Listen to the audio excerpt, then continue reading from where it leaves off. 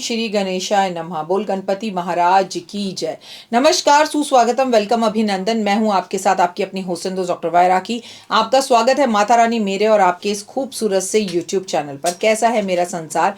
मेरे संसार का आपका बहुत बहुत अभिनंदन करती हूँ। खुश रहें, मस्त रहें, बिंदास रहें। जिंदगी एक बार मिली है। बहुत बहुत बहुत ईश्वर की असीम करोड़ों गुना कृपा रही। जितना भी सर झुकाकर ईश्वर का धन्यवाद करूं उतना कम है। मेरी जिंदगी में कोई भी चतुर्मास इतना अच्छा नहीं गया जितना अच्छा ये चतुर्मास गया, क्योंकि अत्यधिक धार्मिक यात्राएं बहुत अच्छे से चतुर्मास की पंच मास हो गया ये तो। इस बार पुरुषोत्तम मास भी था। मैं आपको शब्दों में भी शायद काउंट में भी नहीं बता सकती कि मैंने कितने दीपक जलाए। अनगिनत दीपक मैंने जलाए और जला रही हूँ, क्योंकि जिस दिन मैं ये शूटिंग कर रही हूँ उस दिन की अगर हम बात करें, आज शनिवार है, आज शनि प्रदोष है और शनि प्रदोष का आज दिन है। कार्तिक का अभी समय चल रहा है। अपनी सारी वीडियो शनि प्रदोष से जुड़ी हुई और वैकुंठ चतुर्दशी जो कि कल संडे वाले दिन है, आपको सारी वीडियोस मैं अपलोड कर चुकी हूं। तो मैंने आज का दिन शूटिंग के लिए सोचा, क्योंकि हम दिसंबर के महीने की शूटिंग कर रहे हैं। लेकिन अभी हम जो शूट करने जा रहे हैं वो 28 नवंबर की शूटिंग करने जा रहे हैं। 28 नवंबर से शुरू हो रहा है मार्गशीर्ष का महीना। क्या करें क्या ना करें, मार्ग के इस मार्गी के महीना भी इसे कहते हैं। मार्ग के इस महीने में हिंदू पंचांग के अनुसार ये हिंदू पंचांग का जो है 9वां महीना है। और आपको बहुत अच्छे से पता है कि एक बच्चा भी अपनी माँ के गर्भ में 9 महीने रहता है और 9 महीने बाद वो जन्म लेता है। तो उसी तरह से इसे अघन का महीना भी कहते हैं। हिंदू महीने में इस महीने को परिवर्तन का महीना कहा जाता है।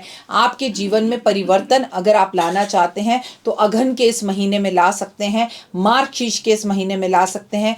कृष्ण जी की गीता जो ज्ञान दिया था वो मार्गशीर्ष के महीने में दिया था, इसलिए ये पूरा का पूरा महीना जो समर्पित है वो श्री कृष्ण भगवान को समर्पित है।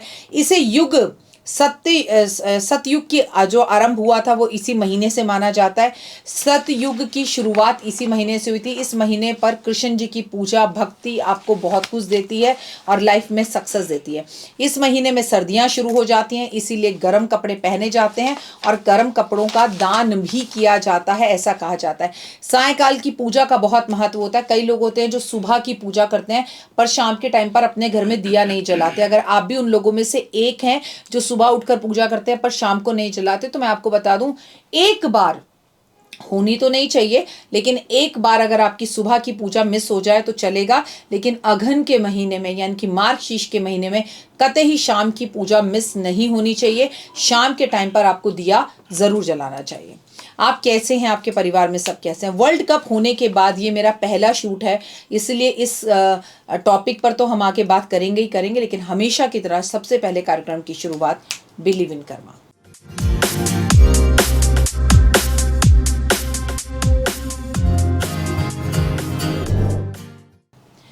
आपके कर्म बहुत अच्छे होने चाहिए। वर्ल्ड कप को लेकर मैं आज भी आपसे एक बात कहूंगी, जो मेरे यूट्यूबर्स मुझे लगातार 7.5-8 साल से फॉलो कर रहे हैं और जो सच में जिसे कहते हैं ना, जो जिनकी ज़िंदगी का मैं एक अहम अंग बन गई हूँ और जो मुझे बहुत ज़्यादा प्यार करते हैं, 3 बातें बोलूँगी। अगर उनमें से कोई भी लोग ये वीडियो देख रहे हैं तो येस का कमेंट करें और बोलें yes ma'am you are right.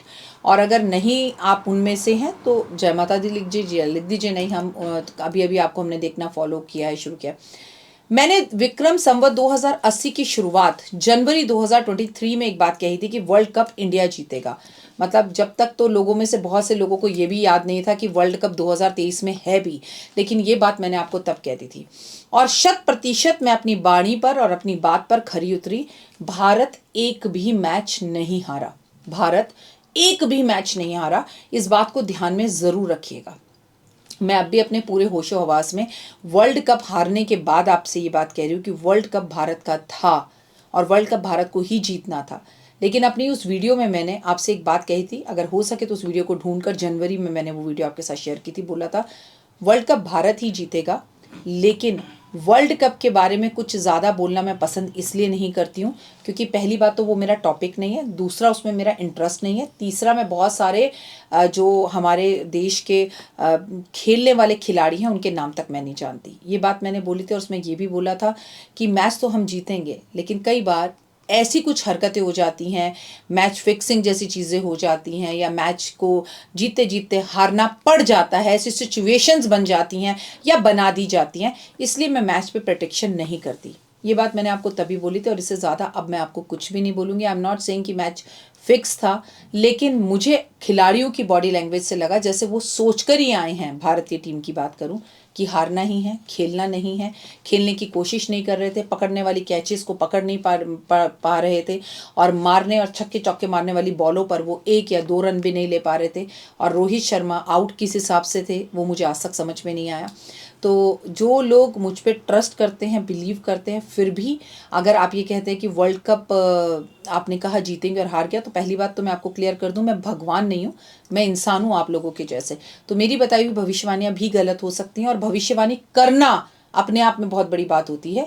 लोग भविष्यवाणी करना ही नहीं चाहते, लोग आपसे गोलमोल गोलमोल बातें करते हैं, ऐसा हो सकता है, वर्ल्ड कप भारत जीत सकता है।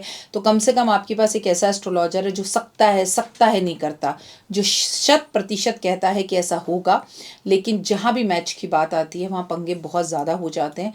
ये तो मैंने समझ लिया है कि बात सही है कि अगर आप सोचें तो आप जीता हुआ मैच भी अपने आप ही हार सकते हैं, ना खेलने की अगर आपने ठान ली हो, या किसी भी तरह का कोई भी प्रेशर आप पर हो। अब बात सट्टेरियों की, तो महान है मेरे संसार के लोग जिन्होंने बोला कि हमने अपनी बीवी के जेवर गिरवी रखकर सट्टा खेला। तो मैंने तो सट्टा खेलने को नहीं कहा था, और जिसने सट्टा खेला मैच हराने में उन्हीं की सबसे बड़ी भूमिका है। मैंने आपको कभी ये नहीं कहा कि भारत वर्ल्ड कप जीतेगा इसलिए जाओ सट्टा लगा दो, जाओ बीबी के जेवर गिरवी रख दो, जाओ जमीन गिरवी रख दो, जाओ सट्टा खेल लो। मैंने ऐसा आपको कभी नहीं कहा, ना किसी सट्टा खेलने वाले लोगों को मैंने प्रमोट किया है, पहली बात। दूसरी बात, अगर आप सट्टा खेलते हैं, सट्टे पे बात करते हैं, बीबी के जेवर रखकर सट्टा खेलते हैं, तो आपकी वजह से भारत मैच हारा है, आप उसका सबसे बड़ा मुख्य कारण है। जब लाखों लोगों के पैसे लगे हुए होते हैं और वो टीम हार जाए, तो बहुत से बड़े दिग्गज और बड़ी सीटों पर बैठे हुए लोगों को बड़ा फायदा होता है, और यूं पलटी मारी जाती है। तो आप एक मुख्य जिम्मेदारी है आपकी जो आपने सट्टा लगाया। और मैं आपके साथ भविष्यवाणी इसलिए नहीं करती कि आप सट्टा लगाएं। तो अगर आप मैच हार गए हैं और आप सट्टा हार गए हैं, तो मुझे आपके साथ कोई सहानुभूति नहीं है। आपने जो कर्म करे आपने वही भुगते हैं। इतना सट्टा बाजार में भारत में लगा हुआ था, इतना ज़्यादा सट्टा लगा हुआ था, फिर बाजी तो पलटनी थी ना। अगर सट्टे ना लगे होते तो इंडिया ही मैच जीतती। इसके आगे कुछ भी बोलना अतिशयोक्ति होगी।